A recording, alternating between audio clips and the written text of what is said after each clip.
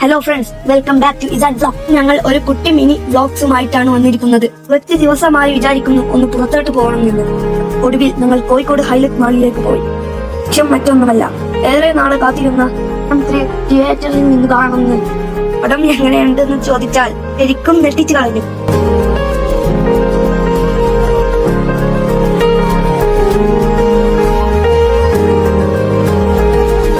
കണ്ടു കഴിഞ്ഞ് ഇറങ്ങിയപ്പോൾ നല്ല വിശപ്പ് തോന്നി. ഞാൻ ഒട്ടും ആലോചിച്ചില്ല, നേരെ വെച്ച് പിടിച്ച് കോഴിക്കോട്ട് ഫേമസ് ആയ ആദമിന്റെ ചായക്കടയിലേക്ക്. ഇവിടെ പോയി നല്ല ഫുഡ് അടിച്ചു.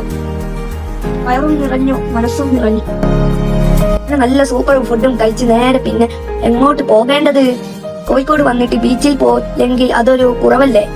സിനിമയുടെ ത്രില്ലും മനസ്സിൽ വെച്ച് വയറും നിറച്ച് ഞങ്ങൾ നേരെ ബീച്ചിലേക്ക് വെച്ചുപിടിച്ചു.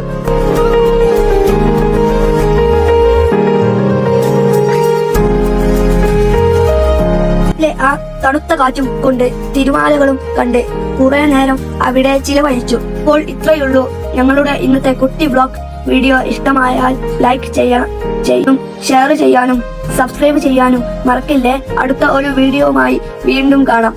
ബൈ.